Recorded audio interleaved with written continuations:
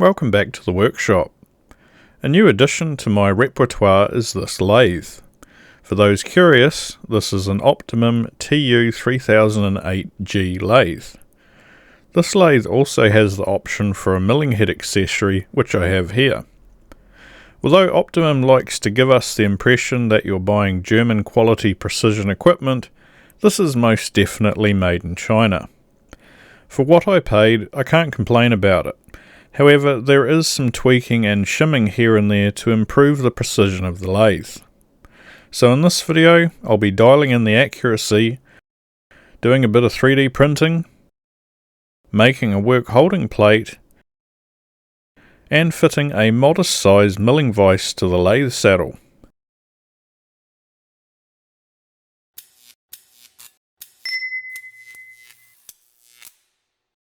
I've already made some modifications to the lathe, namely fitting a quick change tool holder and a 3-axis DRO, or digital readout.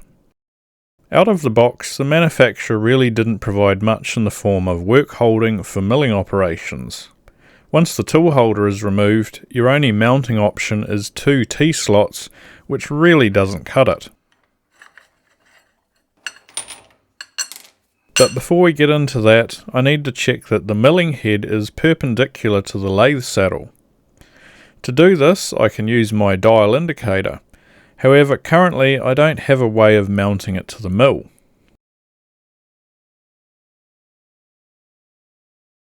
So first I used my resin printer to make an arm that I could use to mount a dial indicator to. The part was removed from the build plate, then washed to remove any uncured resin,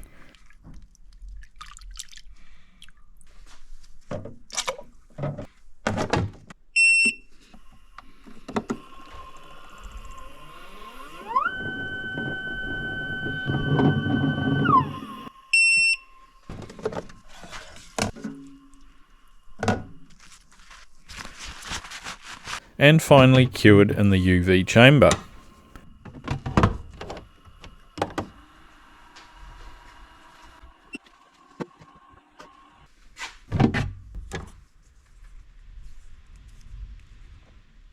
To secure the arm in place, I needed to drill and tap threads to accept a grub screw. Typically, to create threads in plastic components, I prefer to use threaded brass knurls. However, I'm curious to find out the limitations of the so-called tough resin. So in the pursuit of learning, we'll see if this resin is tough enough to hold threads.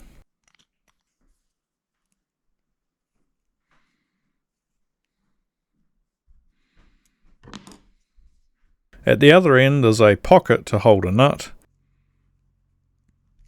and finally a screw is added which will pinch the arms, clamping down on the dial indicator.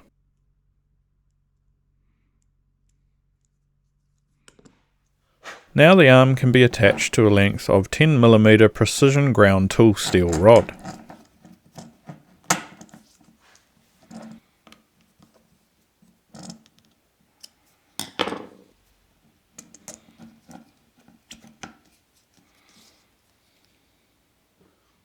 With that done, it's time to put it to use.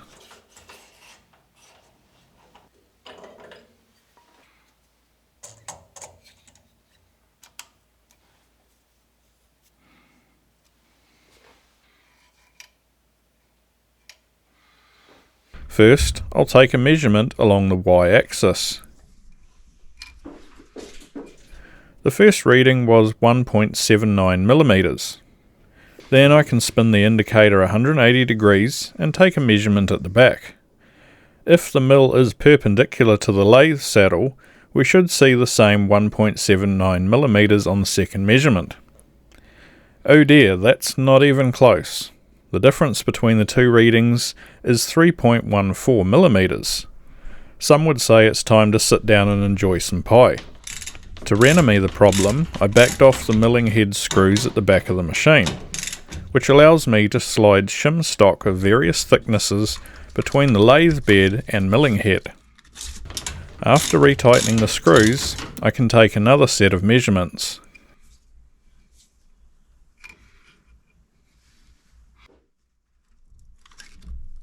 And after repeating the process several times, I managed to get the milling head within 10 microns of being true, which isn't anything to brag about. However, considering the tolerances of the rest of the machine, it's more than acceptable.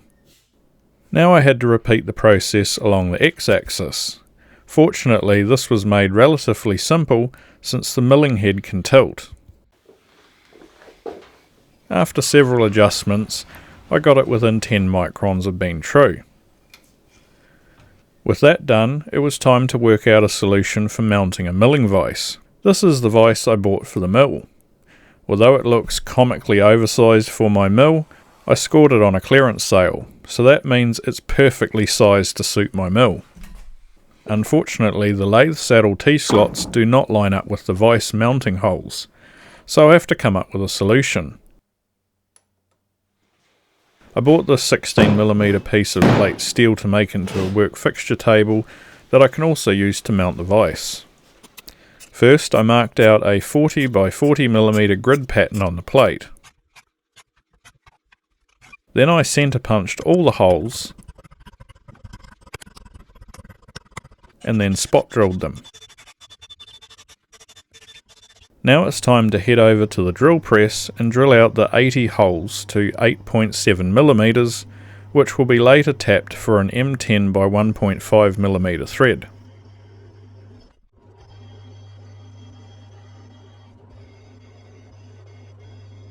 Then I drilled 4 holes at 11mm, which will be used to mount the plate to the lathe saddle.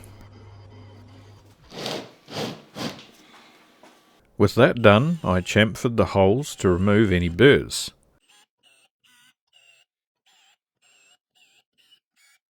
Followed by a pass with an oil stone to remove any high spots of scale.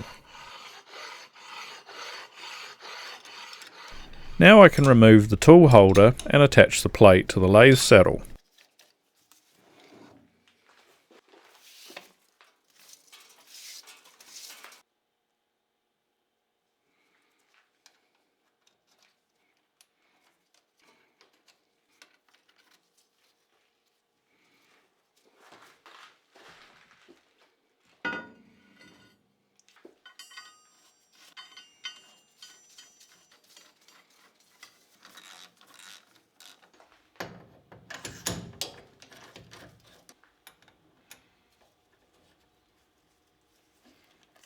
My first job is to bore out the mounting holes for the fasteners.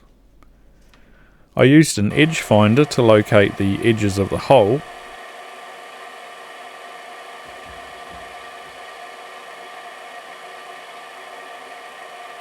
then programmed the DRO with the correct offset to locate the centre of the hole.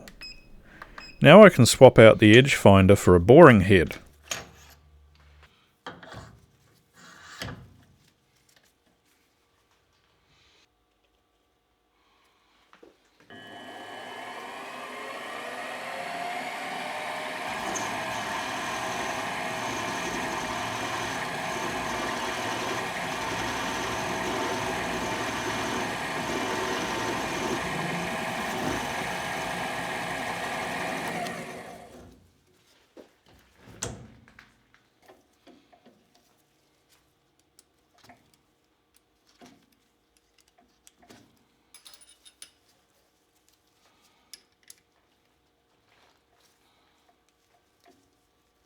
I took several light passes to avoid excess vibrations caused by the boring process.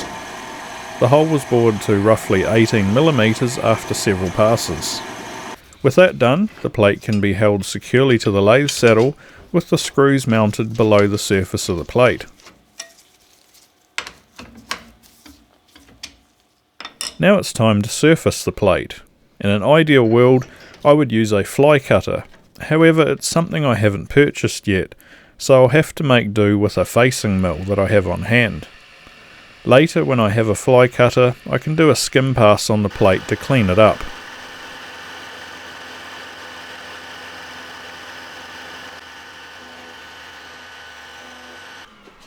And unfortunately for me, the length of my plate is longer than the travel of my mill, so I'll have to flip the plate around.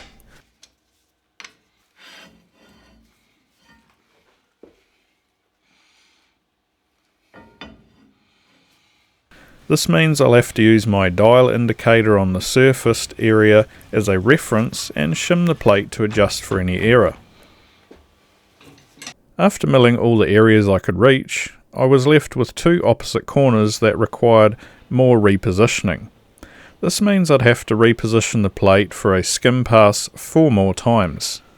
At this point I realised that if I mounted the plate with the long edge along the y-axis, I'd be able to machine the whole plate with only one repositioning move. So I drilled and bored 4 more mounting holes. This will give me the added option to orient the plate on different angles for future milling jobs. Really, it's something I wish I had thought of sooner.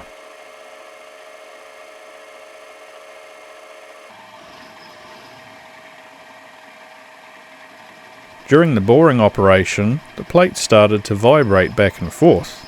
Something wasn't right. I zeroed the DRO, and sure enough the backlash on the slide was over 0.3mm, so something must have come loose. It was time to sit down with a coffee and read the manual. Fortunately this was an easy fix. The culprit was a screw had backed off on the handle that holds the lead screw. After retightening, I was back in business.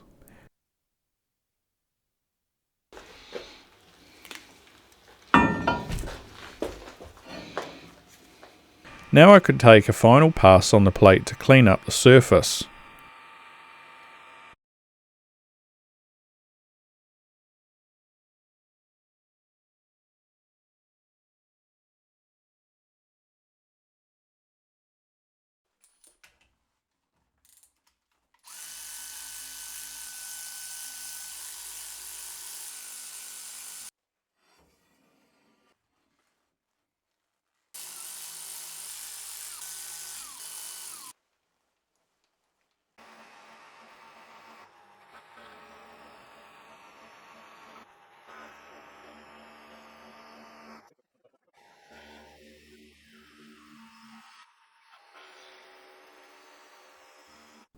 Now it's time to champ for all the holes. The prospect of threading 80 holes by hand sent shivers down my spine, so I purchased a spiral tap that I could use in my mill. In reality, this type of mill isn't designed for this application, but I really didn't like the prospect of tapping those 80 holes manually. So I mounted the plate on a set of spacers to give clearance for the tap to break through the underside. I slowed the mill down to its minimum speed and attempted to tap the first hole.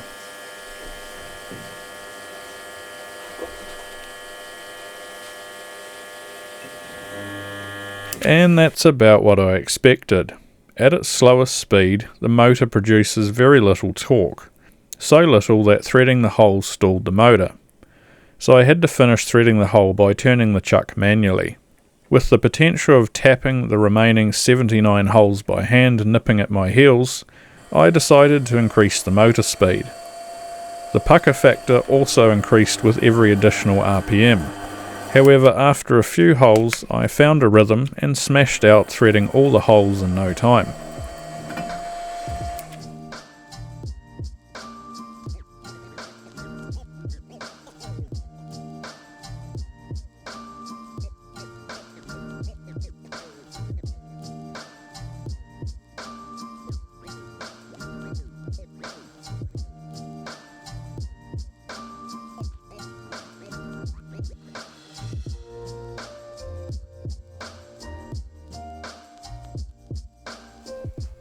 And with that done, the work holding plate is finished.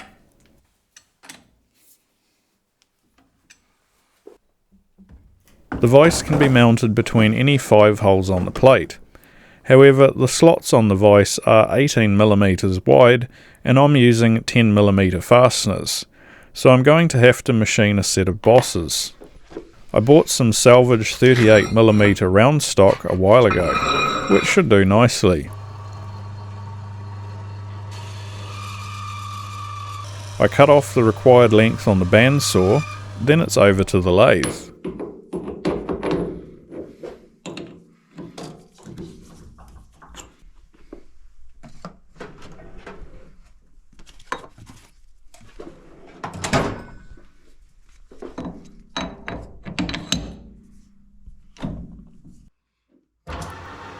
First, I'll face the end.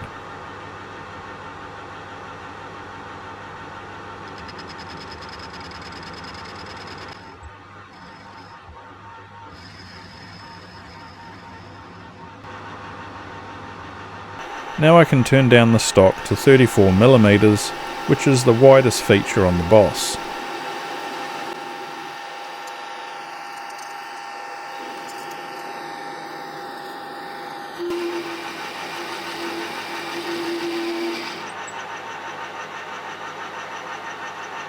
Then I can turn down the shaft to 17mm.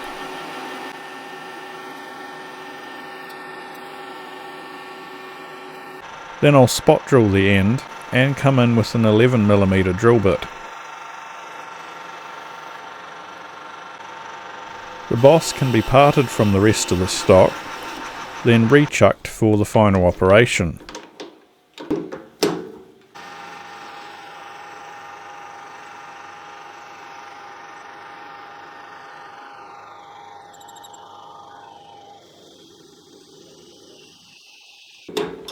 Overall the part turned out fine, however the surface finish is less than ideal. During parting I noticed the tool holder was flexing slightly, so I'll have to investigate that later. Now I can mount everything.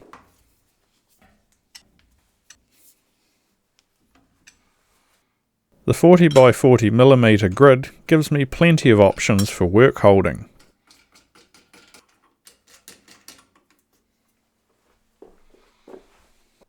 The vise can also be mounted between any 5 holes on the grid, giving me plenty of options for repositioning.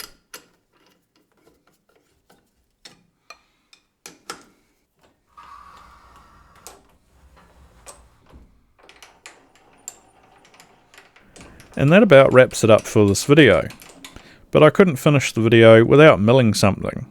Thanks for watching and stay tuned for more videos soon.